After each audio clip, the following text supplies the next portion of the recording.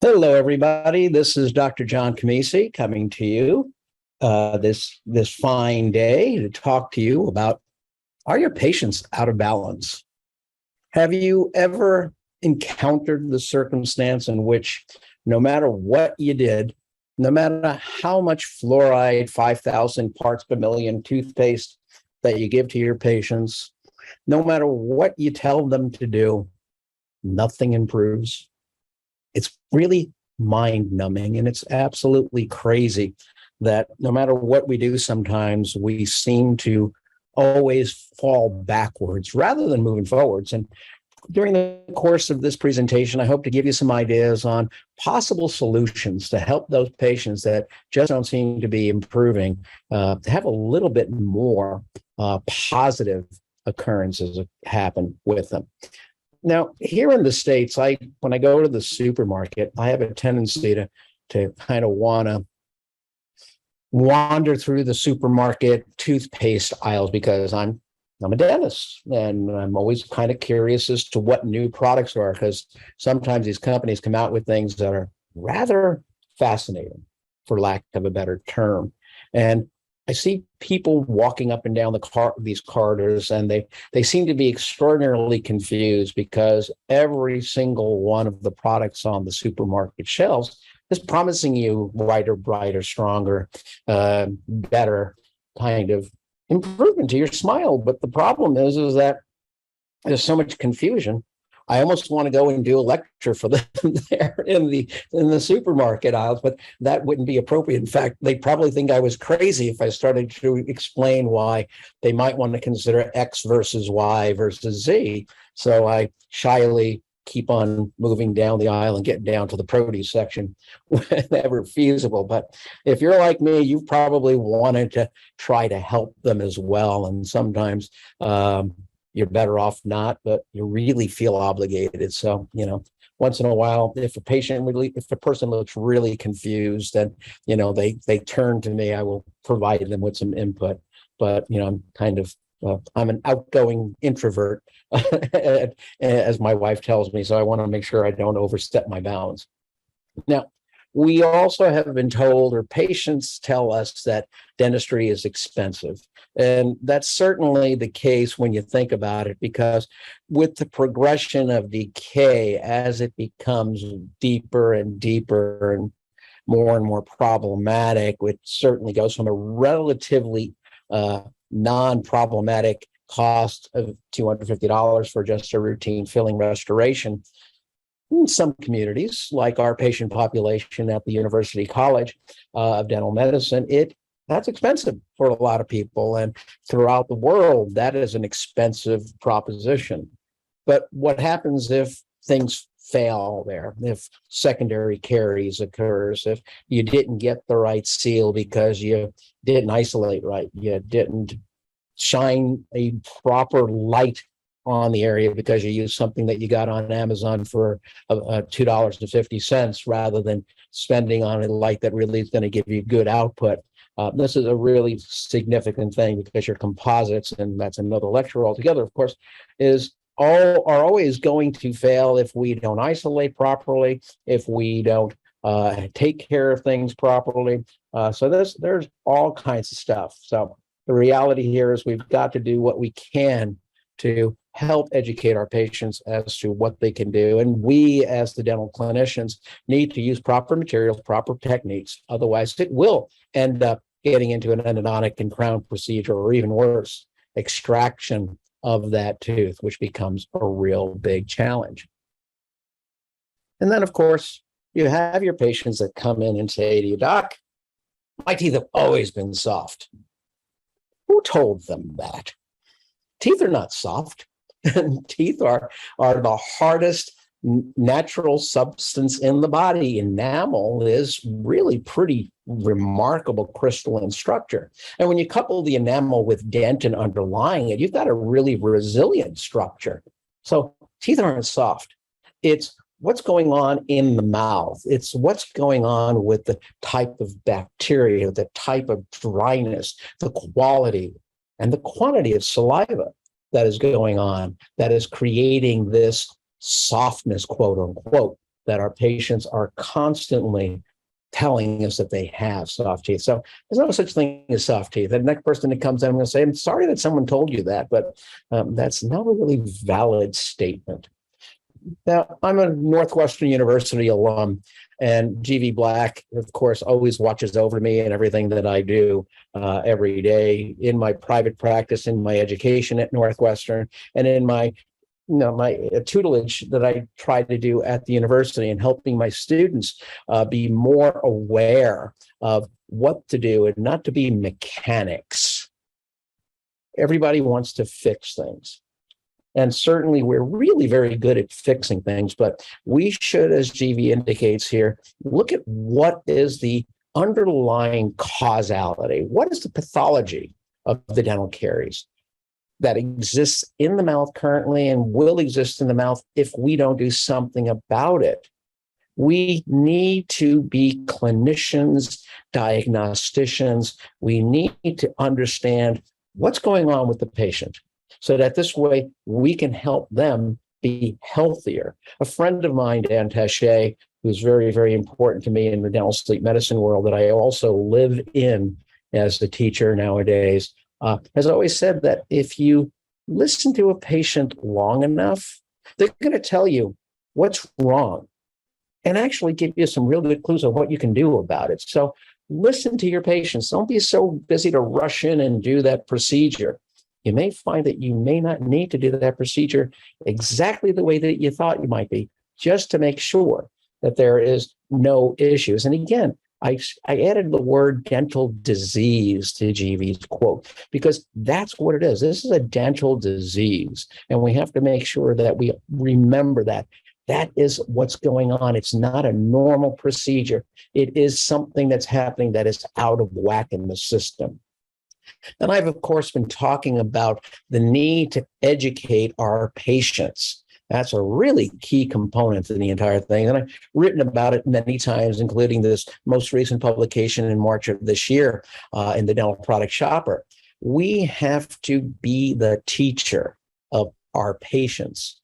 Otherwise, they will continue to spiral down if we don't give them an understanding of what the root cause of their disease is and what they can actually do to manage to overwhelmingly control the disease. Because we can tell them everything, but if they don't do a darn thing, nothing is going to be beneficial. So it's our responsibilities as their doctors to do something to change this downward spiral.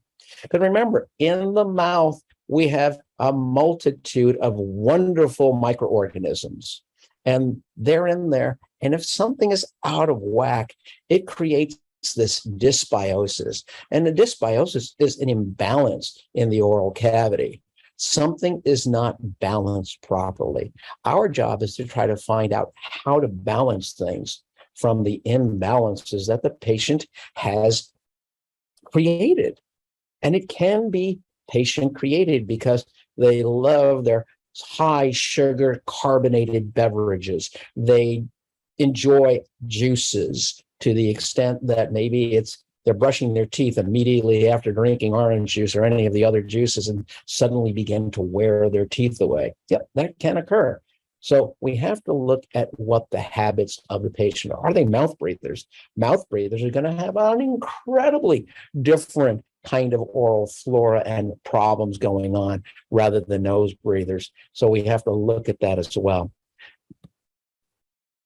Several years ago, the Academy of General Dentistry in 2018, they wrote an article about reviewing the focus on prevention. And this article was really very, very good. It was written by Eric Martin. And in the article, they talk about that the Centers of Disease Control and Prevention, the CDC, reported that 9 in 10 Americans over the age of 20 had cavities at some point in their lives, and that 20% of the adults older than 20 also have untreated carious lesions in their mouth.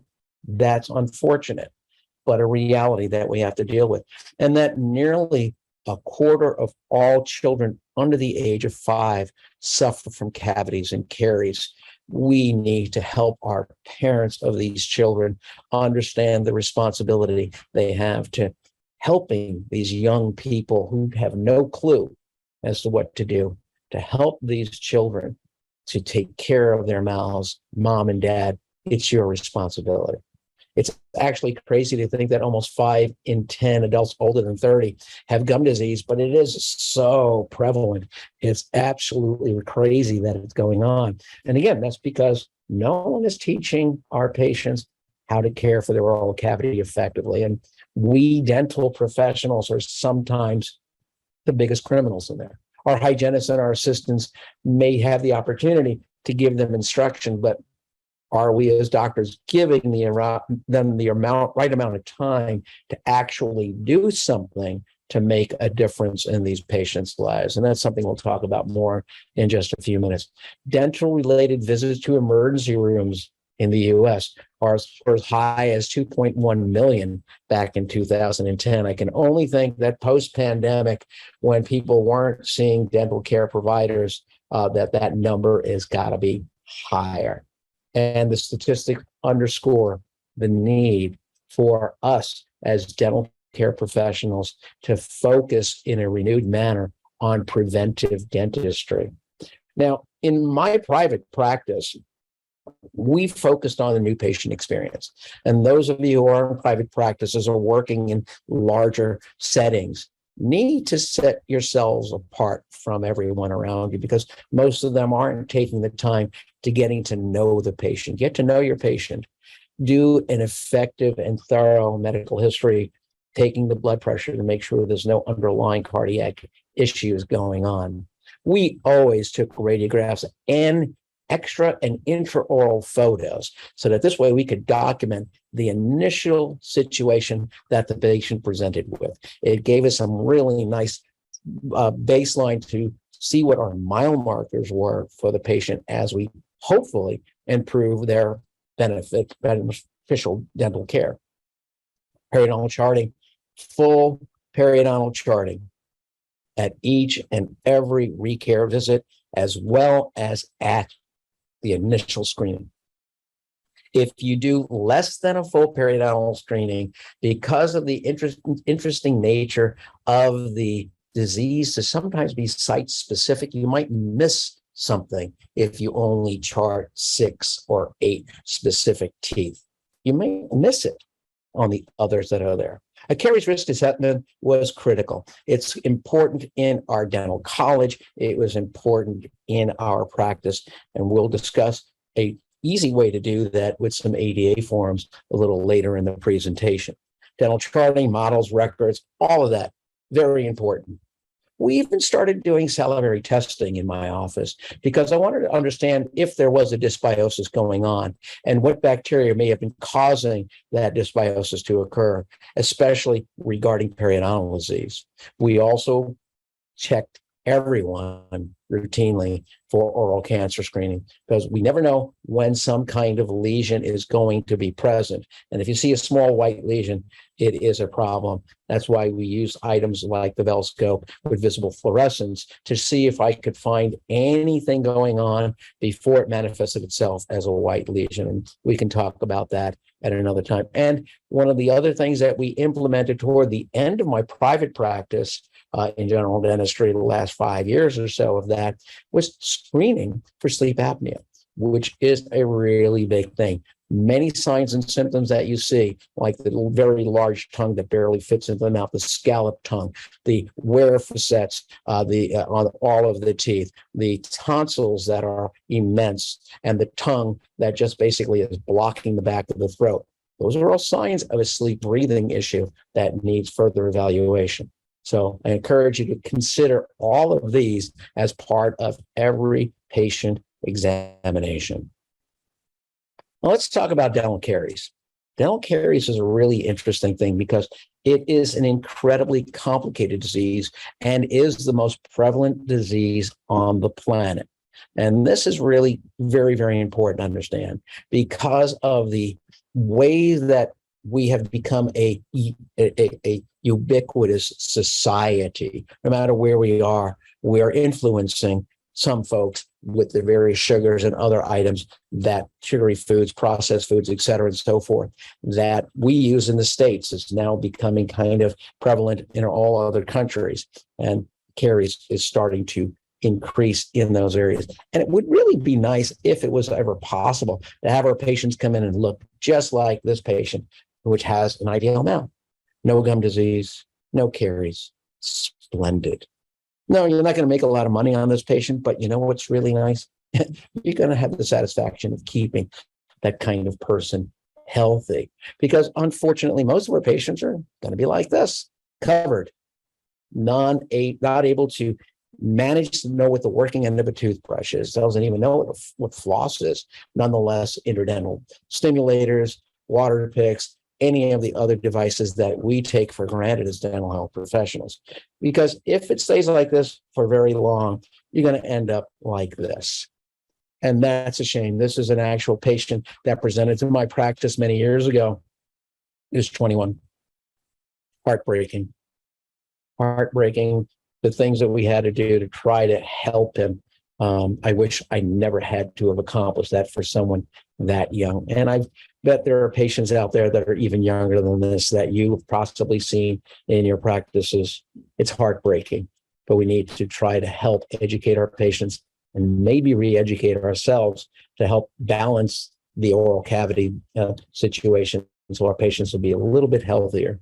Because if we allow the progression of caries as illustrated on the left to go from the acid on the tooth to the colonization to the remin-demin process that occurs to the formation of the white spot lesion to it becoming an enamel lesion and penetrating into the dentin and then getting into the pulp and then needing all kinds of restoration, possibly, as the right chart illustrates, going from a simple conservative restoration to a bigger restoration to a crown to eventually removal. That is a shame. And what's the culprit? We talked about it just a moment ago. The culprit for all of this disease is sugar. Sugar is our biggest problem. Carbohydrates in this situation just create this issue. We have to look at this as a pandemic causing agent. Back in 2018 at the AADR meeting, Dr. Robert Lustig gave an incredible keynote address regarding this feature of the ADA clinical practice guidelines is regarding the use of non-surgical, non-restorative treatment for caries management. And he says, well, according to the ADA, you can use SDF, you can use sealants, you can use varnish, you can use resin infiltration. Oh, by all means, let's get that acidulated phosphate gel, fluoride gel in there. How about some casein phosphopeptides? Maybe even some amorphous calcium phosphate paste, or our favorite that is used almost like water throughout our institution, 5,000 parts per million toothpaste, fluoride toothpaste. All of these really need to be reconsidered, because what his concern and his problem was that no discussion of sugar restrictions and removal from diets were indicated or even considered as a non-surgical treatment of caries management. It was rather remarkable. And Dr. Lustig said, doesn't the ADA want to prevent further caries in those already affected? Why aren't we considering that as something important? Changing the overall nutritional and dietary factors that our patients go through is difficult, but necessary. Trying to educate them as to why they may want to reassess the stuff that they're taking in every single day. In the US, we've got Mountain Dew all over the darn place. Can't tell you how much of a challenge I've seen. And of course, there's drug-related issues, et cetera. But we need to help those, all people, to try to reduce this. Now, in the process of trying to help patients, we've got to look at the remineralization process. This is a real foundation regarding prevention and non-surgical therapy. And it's a process which is influenced by many different factors, including the anatomy and the physiology of the teeth. Teeth in the front of the mouth are typically easier to manage than the back of the mouth. Why? Because they can be seen. You got stuff trapped between your teeth and the front. You're going to look at it and say, yeah, that's bothering me. Maybe you'll take some attention when you get stuff trapped between your back teeth, but not everybody practices good oral hygiene, and especially on the lingual surfaces of our teeth. Lower teeth, in particular, because the tongue's in the way. You get your toothbrush and you're having a fight to try to get the toothbrush in there to clean off those cervical regions. Salivary quantity and quality is also an important contributor to this need for remineralization, because saliva is our friend, and proper saliva with good ion nutrients in it and enzymes and proteins can really make a difference on the overall quality of the life of the dentition that we see. And of course, we have to deal with the fluctuations in the biofilm by pH. Everything that you eat and drink, except for water, is going to change that biofilm and make it more acidic. That's one of the challenges. So we need to look at the need to change the overall function that the patient does day in and day out. This is a really remarkable paper, the proximal carious lesions in primary teeth, a challenge to deal with. Well, yes, it is.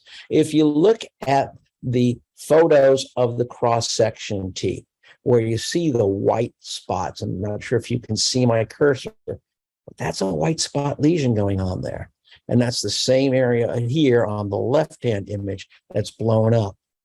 But look at the carious lesion occurring here on the right-hand side of that molar in the left image, and how it begins to traverse further and further down toward the pulp chamber. Every white spot lesion, as illustrated on the center images here, are that kind of an arena. That's where we have all kinds of enamel breakdown. The calcium and the phosphates are being removed because of the acidic attack of the food and the overall lack of good mineralization from the saliva. As that white lesion occurs, as illustrated here in the middle illustration, there is a flood of ions that come up from the pulp to try to protect and remineralize that white lesion from the inside.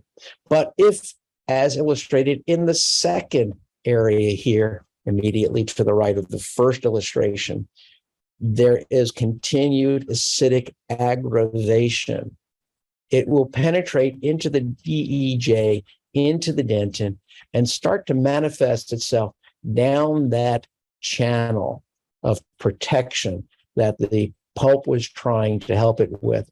And it will become worse as it becomes cavitated externally, as this illustration on the lower left of that center illustration shows, until eventually the acid attack becomes so overwhelming that it becomes a superhighway into the nerve of the tooth. So every white spot lesion needs to be managed either through a remineralization process, a fluoride application, and proper home care, and maybe some other of the agents that we'll be talking about shortly, but it has to be stopped. Otherwise, it will invade deeply into the tooth faster than you can imagine.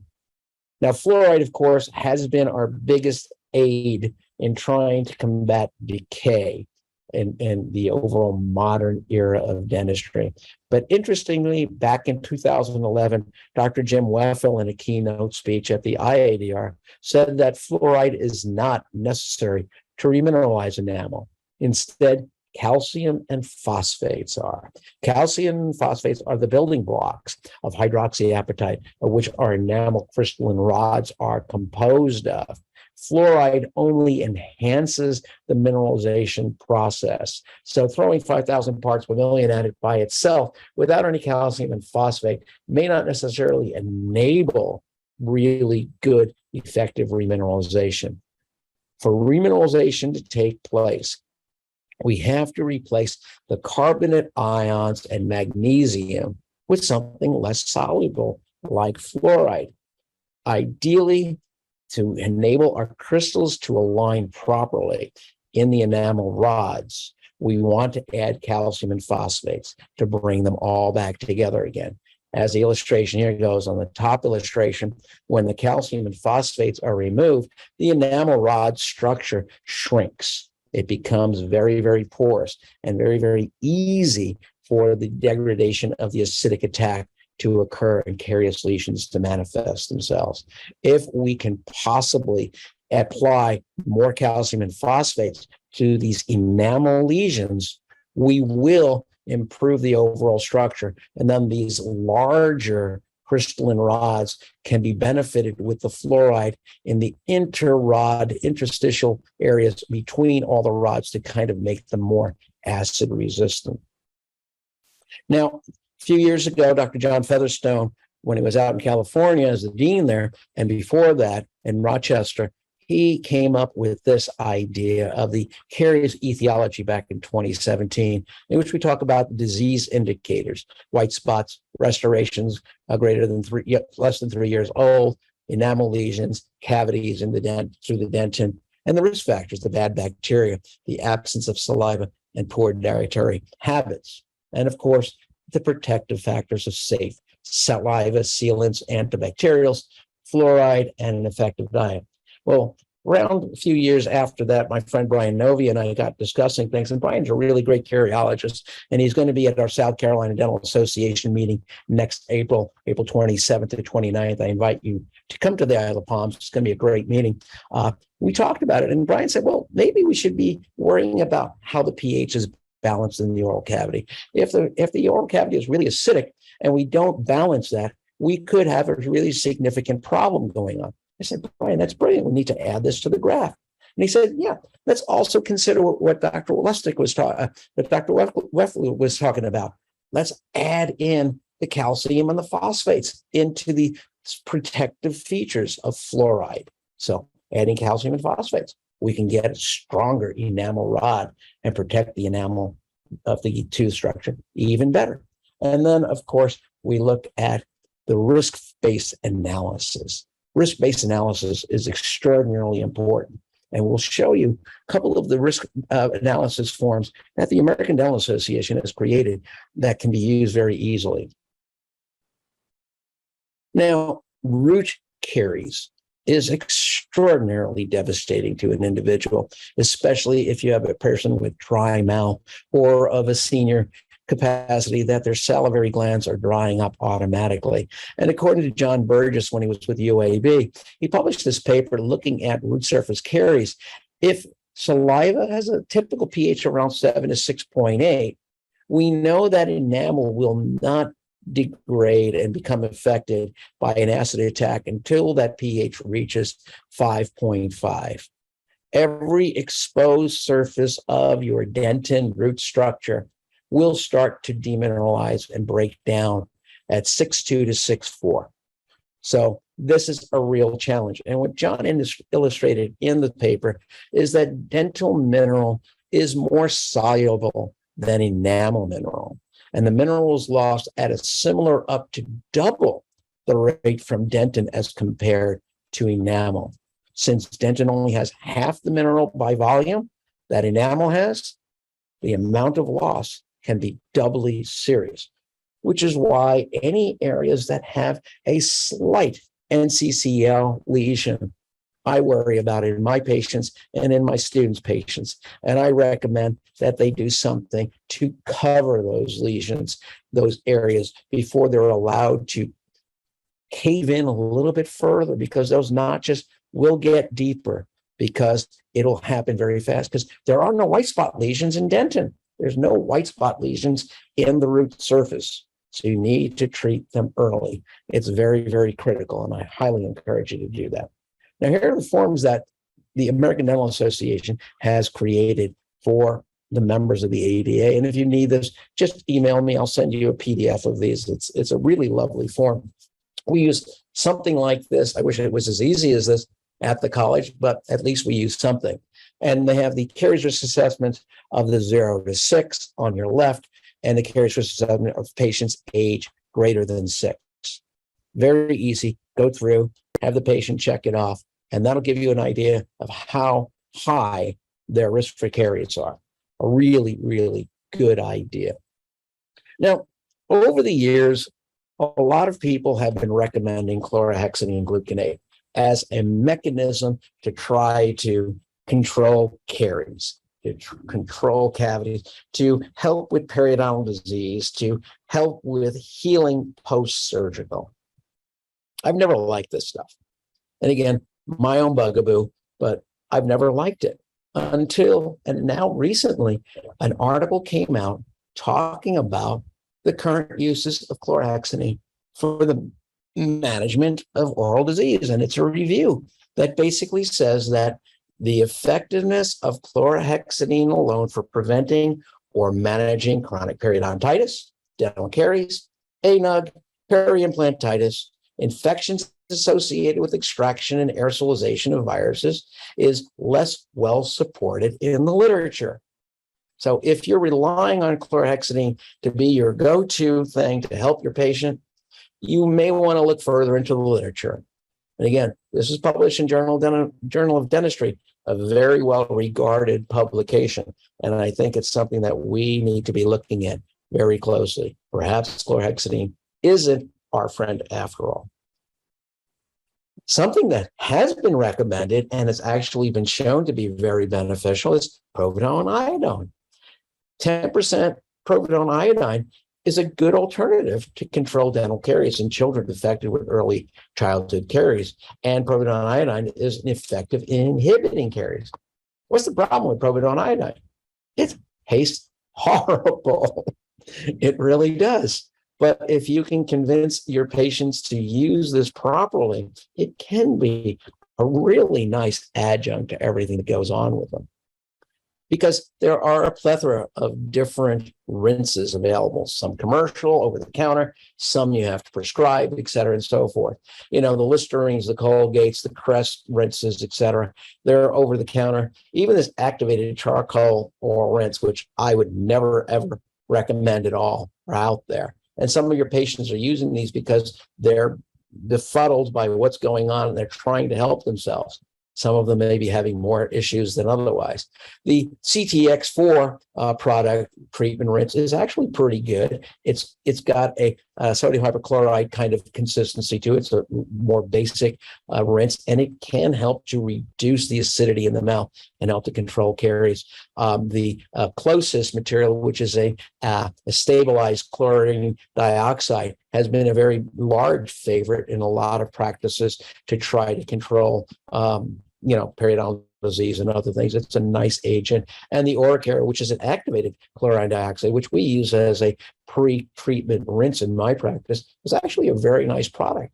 These things are all available, and I encourage you to consider looking further into those Closest, CTX4, and the Oracare. They could be very, very beneficial to you.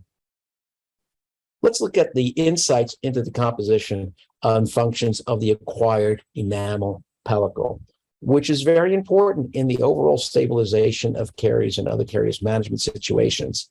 The acquired enamel pellicle contains the proteins, as we discussed a little earlier, associated to control antimicrobial functions, including the immune defense and the inflammatory process that goes on in the oral cavity. And it lives in an important, delicate balance between oral health and disease. If it forms improperly, it can contribute to disease in the oral cavity. And unfortunately, with certain extrinsic factors, such as abrasive toothpaste, whitening products, and the intake of the acidic foods and beverages can interfere with this pellicle formation and maturation in the proper manner. So we need to try to repopulate and help the typical healthy bacteria in the mouth to stay in the forefront of overall benefit for the patient, which is where the potential use of a probiotic in the oral cavity can be really, really very helpful. There's been a lot of literature that showed that an oral probiotic can be very beneficial.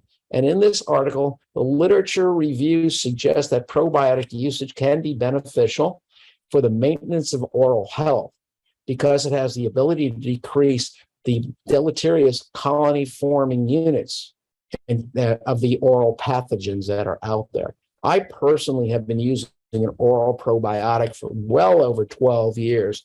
I use something called Probiora Plus, and Probiora Pro is the actual product. It's been marvelous. It's easy to do. I take it once a day. They now have a children's formula that my grandchild loves. She can't wait to brush her teeth and chew on the orange creamsicle flavored the tablet.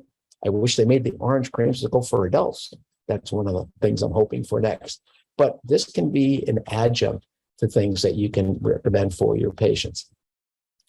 Now, several years ago, I had the opportunity to speak at the Yankee Dental Congress, and on the bus, I noticed this sign. So I just had to take a photo of it, in which changing the state of your mouth. Yeah, these carbonated beverages will certainly do that because people don't necessarily drink water, even though water should be consumed for proper hydration and health every day. But it used to be that we could get water from the hose or from the sink, but now we would rather get it from a bottle. And it's interesting to note that bottled water can have a pH from 4 all the way up to 10.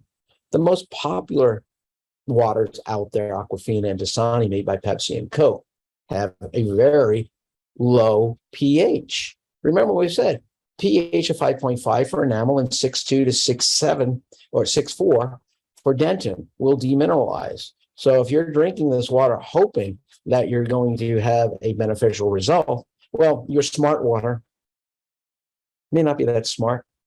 Your vitamin water may not necessarily be that beneficial for you. Typically, things in the range of 7 to 8 are probably really beneficial. I personally, if I had a choice, I'd go with the Fiji water personally anytime that I had, because it's got some really good minerals in it. But these other higher alkaline waters could be something that you would consider for your patients rather than the more popular brands as illustrated here. So I always like to ask my patient, do you like the taste of water? Does it taste good to you? And more than likely, they're going to say, no, it really doesn't. And that's a clue, because a patient that does not like the taste of water has an acidic mouth. And that could be one of the battles that you're fighting against. Over the weekend, my sister phoned and said that my niece, who is developmentally disabled, has a problem. She's getting cavities again. So I asked her, what's going on? What is she doing? What is not being done with her? Well, she likes to drink a lot of juice. Well, juice is highly acidic. She won't drink anything else simply because it doesn't taste good to her. So she compensates with the high sugar content and the acidity of that whole thing, and it really becomes a mess. So I made a suggestion to her. I said, let's start incorporating a little bit of xylitol into her diet. Maybe we can help to make things better. Because xylitol is a 5-carbon sugar alcohol, which looks like and has the same sweetness as regular sucrose sugar. Bacteria that's carcinogenic cannot feed on it. We can feed on it as humans and use it as an energy source, but make sure to keep it out of the reach of your fur babies, any of your cats, dogs, etc., because they cannot digest xylitol, and it will unfortunately kill them. So that's one of the caveats that I always tell my patients. We also understand that it can inhibit the transfer of bacteria from person to person by altering the way that the bacteria will stick to the surfaces. As I explained to one of my students this morning, what happens is that when the bacteria that carries carcinogenic bacteria can't digest the sugar of the xylitol, the glycogen that they use to stick to the teeth, they start to use as their food. And ultimately, because they are not being fed on anything and they use up the glycogen, they die, fall off the teeth, and suddenly it's easier to clean, especially if you have patients in senior citizens' homes when you have all that white stuff that's on their teeth. using xylitol can be very helpful. For most healthy adults, getting between 6 and 10 grams per day of either the gums or the mints, that'd be 10 to 12 pieces per day throughout the entire day, or 10 to 15 mints per day, can help. But it has to be distributed throughout the day at least 5 times. That's how you're going to be able to combat this. And there's a lot of great brands out there. But one of the easiest things to do, and what I recommended for my sister do it with her daughter, is to take a 4-gram packet of xylitol and dissolve it into 16 ounces of water and give that water bottle to that person twice a day. Have them drink that. They're going to be drinking something. They may as well be drinking something that might be beneficial. So I offer this as a potential solution to some of the challenges that you may be experiencing with your patients. Also, something else that's really very easy is possibly brushing with baking soda.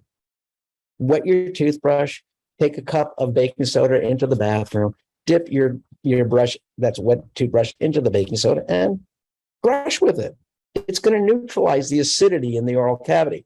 If you don't like just the basic taste of the baking soda, put a little bit of toothpaste on the toothbrush first, then put it in there and brush your teeth with your toothpaste and the baking soda.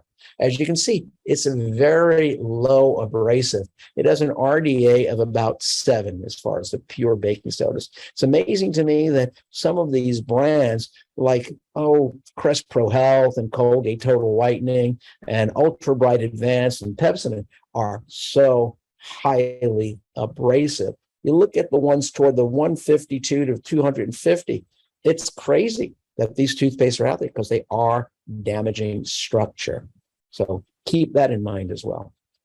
Let's think about some other possible means of helping our patients. Well, one of the most possible ways of helping, and the easiest way, is applying the fluoride varnish. And there's so many wonderful brands out there. Some of them are a little bit more effective, in my opinion, than others. And basically, I personally like the Premier Enamel Pro varnish and the Embrace varnish. But what we typically used most of in our practice when I was in private practice was the Embrace varnish because it's flavorless. It goes on easy. It doesn't leave that caked on feeling like you got more debris on your teeth after you're cleaning than you did before you walked in, kind of a thing. This is a very nice product, and I've used this, and I prefer this to the others personally because it's hydrophilic. It works with water. It doesn't have any separation of the fluoride in the resin. It's all nicely mixed together. That's one of the things when you open up a fluoride varnish and you see that brown stuff on the top, that's the resin. You need to take the handle of your brush, mix that stuff all together so you get your fluoride in there and mixed into the resin again. Then you can dip your brush in and place it on the teeth. But again, it leaves that because of the hydrophobic nature of most of the varnishes out there, it cakes up on the teeth. So if you're finding that's happening, consider the Embrace varnish. We've had some really nice results with it.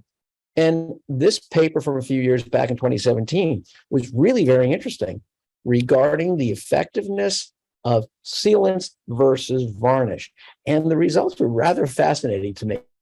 In the community oral health programs that this was studied in, twice-a-year application of fluoride varnish resulted in caries prevention not significantly different than applying the sealants on the teeth after 36 months. So sometimes easier is better, but I'm still a big proponent of fluoride varnishes and fluoride sealants. Pitt and Fisher sealants are very important. They're an incredibly important adjunct and asset to what we do in dentistry. Some of the conventional ones that you see here, like the 3M product and the FluoraShield, those are your typical types of devices and sealants. The glass ionomer sealants are really good. I like them because of their fluoride release, but I'm also pretty fond of the Embrace varnish, the Beautifil sealant, and even the Premier BioCoat, which is very interesting because they all release additional ions to just the regular fluoride, and they're all very easy to work with. I've personally had good results with all three of those products because what the sealants can help for patients of all ages can be very beneficial as a protective, depending on their carrier's experience, diet, again, quality and quantity of saliva, and how beneficially effective they are with their home care. And of course, the number of surfaces restored. Pinfisher sealants, of course, have advocated by the ADA and the American Academy of Pediatric Dentistry for years. It helps in preventing and arresting Pinfisher occlusal caries, and sealants can minimize the progression of non-cavitated lesions. And again, I've been writing about this for a number of years. This is an article that my colleague Mark Cannon and I put together back in 2013 about the use of bioactive and therapeutic preventive approach to Pinfisher sealants because they work really well.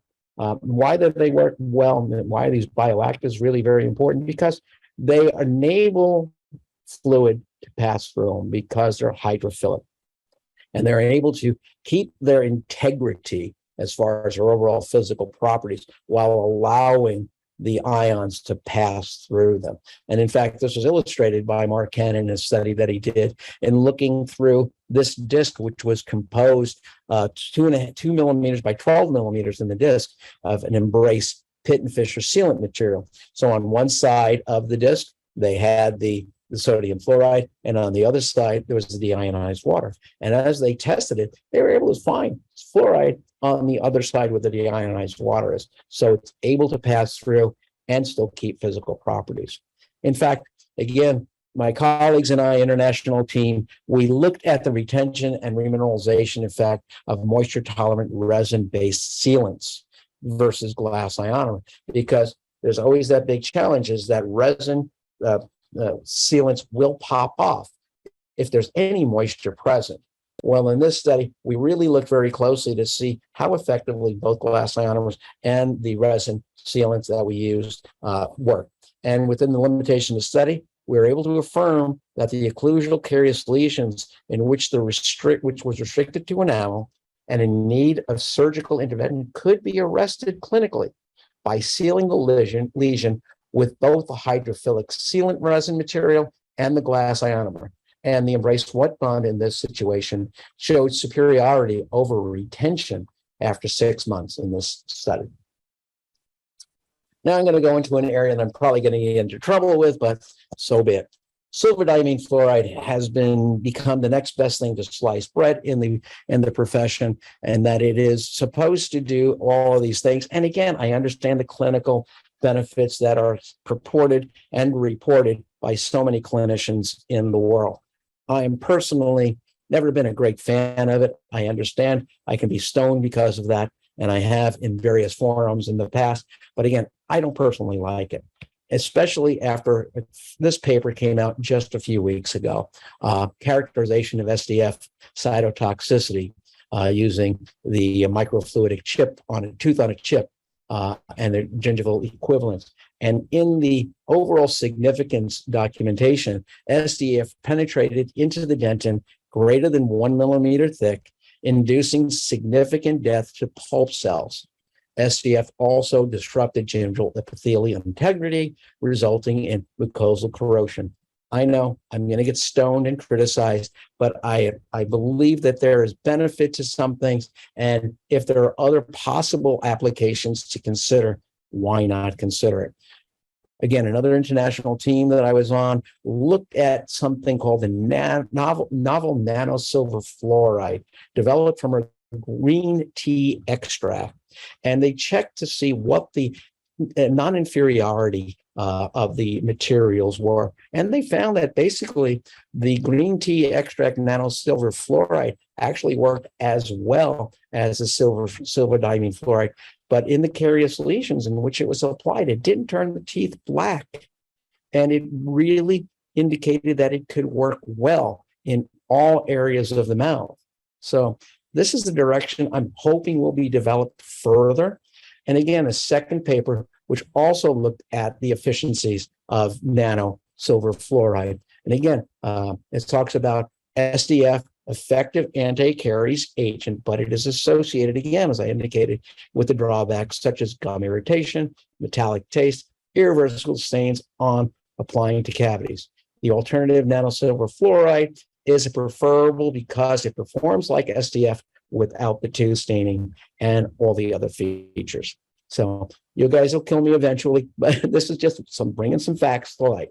So what's next in the arena? Well, we might want to look at these biomimetic tooth repair via an amelogenin-derived peptide, which will enable in vitro remineralization of human enamel. What does that mean, John? Well, basically, with the application of this material onto the tooth, it soaks into where the white spot or the early demineralization is and can regenerate a matrix, a biomatrix that can actually help the tooth remineralize. I gave a lecture in Orlando just 2 days ago, and one of my participants who was in a hands-on class that I did showing them this material, Curodont Repair Fluoride Plus, said that she has documented so many lesions that she was able to reverse and remineralize with this material. So the Curodont Repair Fluoride Plus is the product. It's a really neat one. It is now being distributed by Young Technologies, Young Dental. So if you want, it used to be distributed by Straumann, but it isn't anymore. Young Dental is now distributing this product. Really interesting. You may want to look into it. Very easy to apply. So what does this basically come down to?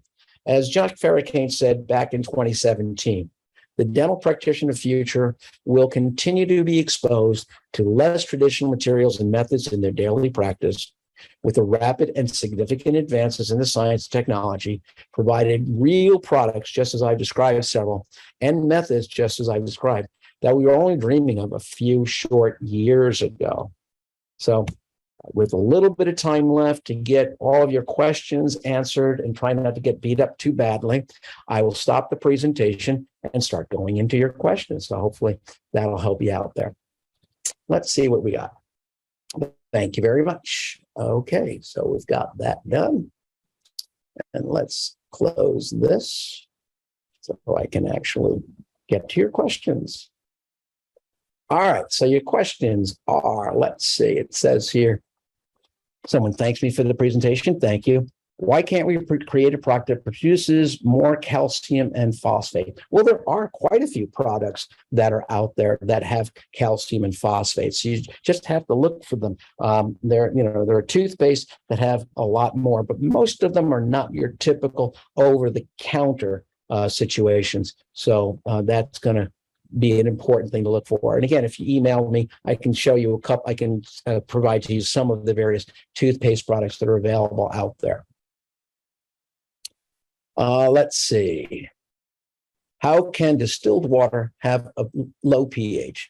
Thought 7 was base. Yeah, it is 7. So distilled water, depending on where how it's created, shouldn't have a pH rate lower than 7. So I think that might have been something that's interesting. I'll have to look at the slide presentation.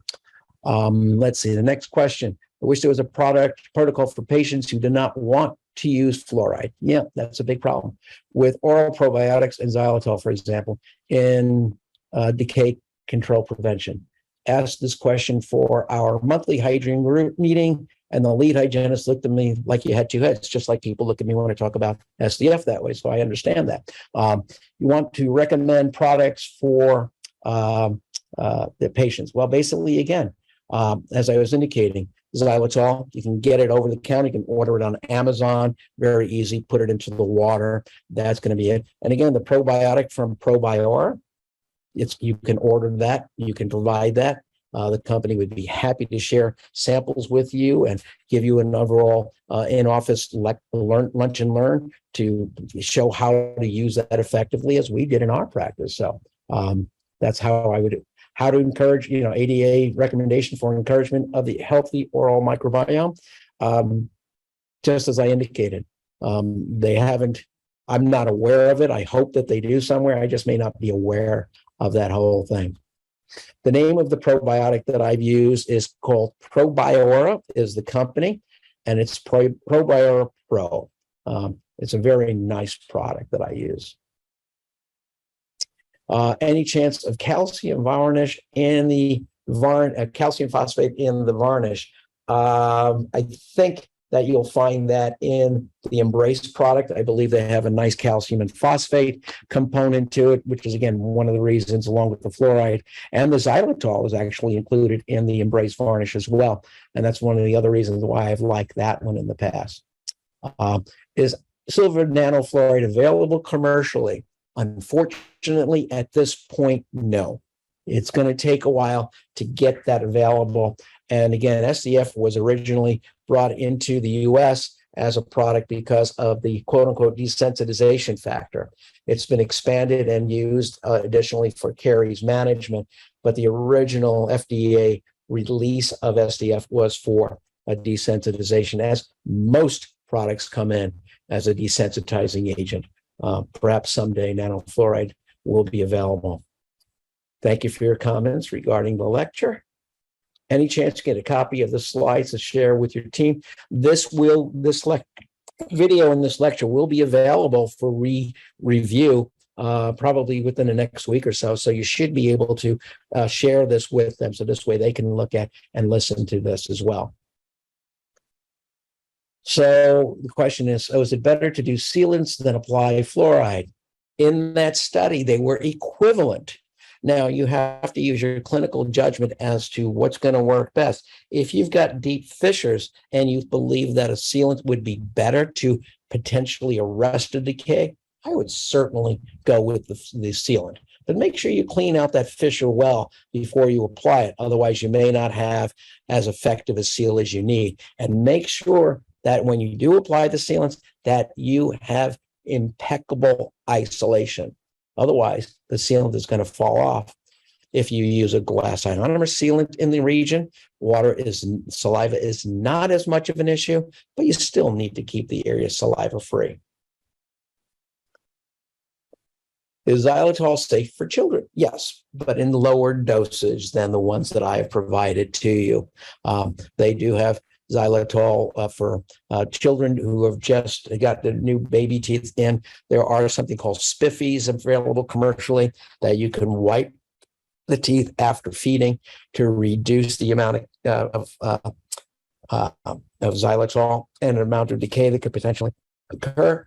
And again, parental chewing and supervision of xylitol can be beneficial, but again, it should be in a lower dose.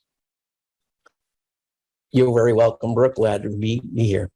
Let's see. Would you use Curodont repair on recessed areas, placing a restoration? No, it's not intended to replace a restoration. It's intended to be used. The Curodont is intended to be used in very early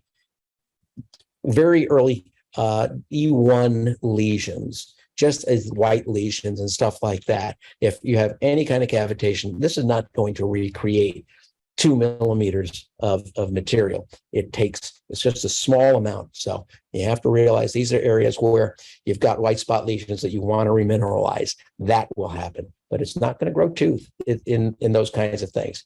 That would take years and years and years and years and years. And frankly, I don't think anybody wants to wait around that long to have teeth regenerate themselves. You tested Pellegrino a few minutes ago. Hydrogen pH test was 6. What do I use? Again, that was from a testing that was done by another group. I don't know exactly what, but that was a very reliable source. But the Pellegrino has a little bit of carbonation, so you do have a slightly acidic area there. So, enjoy the Pellegrino, but don't use it as your only source of water or drinking. In the term remineralization and techniques along materials used, is ozone still applicable in this field? Well, again, ozone is used by a lot of my friends and colleagues. I personally have never really been fully trained in that. I understand that it can be a very beneficial thing, but I personally haven't used it. And I know that in some states and in some places in the world, they frown upon it. So be cautious with that. Start a patient slow with xylitol, get some stomach aches with that. Not really. Stomach aches have not been associated with xylitol that I'm aware of. I am a regular ingester of it. A probiotic, gastrointestinal probiotic can certainly cause some distress, but I've never seen it with xylitol exactly. So I'm not as concerned with that.